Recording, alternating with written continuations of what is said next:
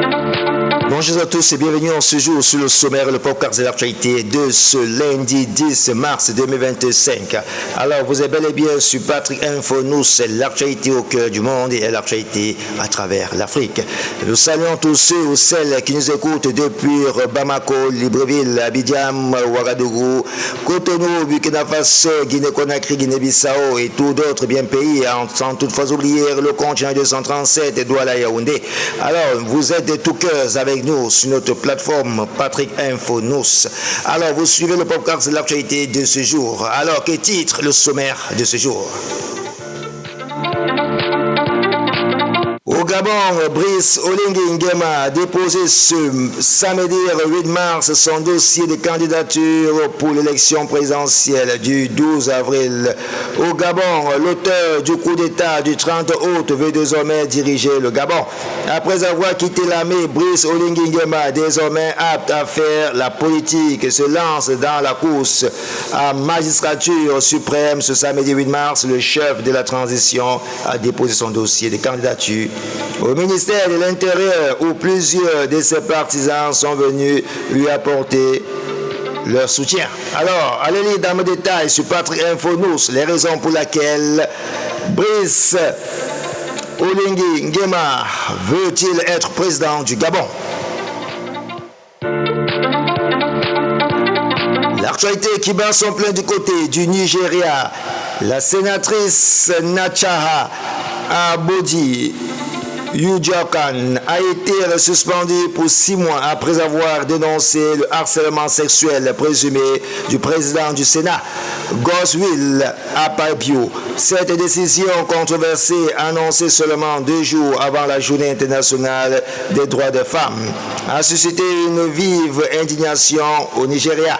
La suspension de la sénatrice qualifiée d'indiscipline intervient après la polémique liée à un échange de sièges au Sénat.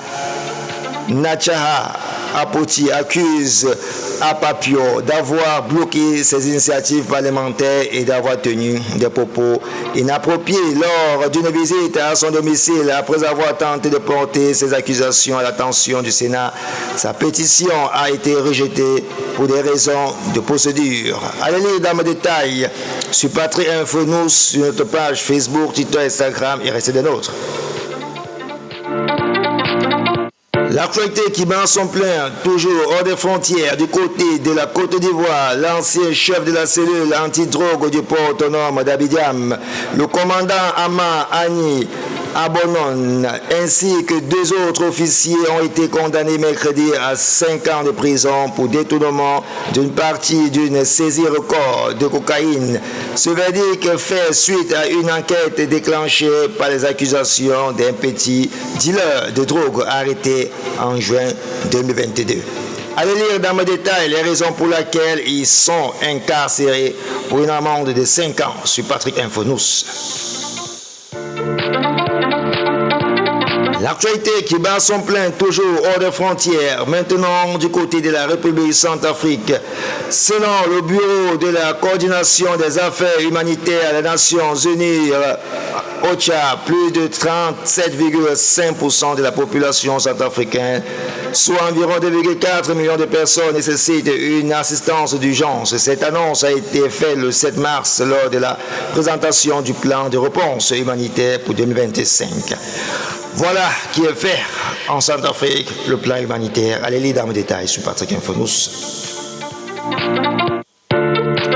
L'actualité qui bat son plein du côté du Kenya. Le président signe un accord avec l'opposition avec une nouvelle ère politique au Kenya.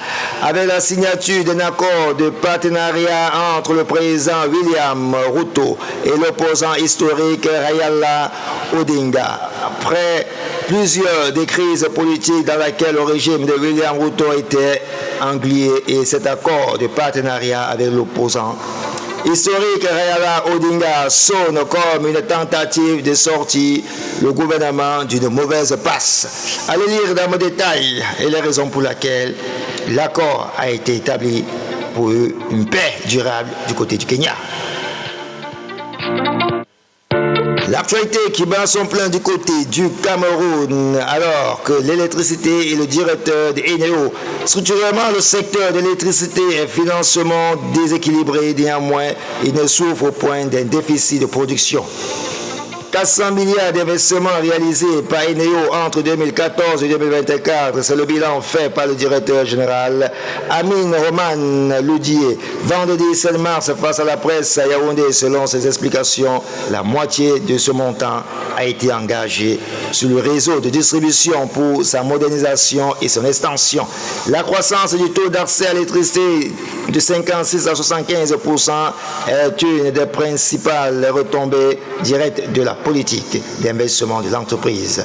Voilà qui a déclaré le directeur général d'Eneo. C'est-à-dire sur Patrick Info News et l'actualité au cœur du monde. L'actualité qui bat son plein en sport.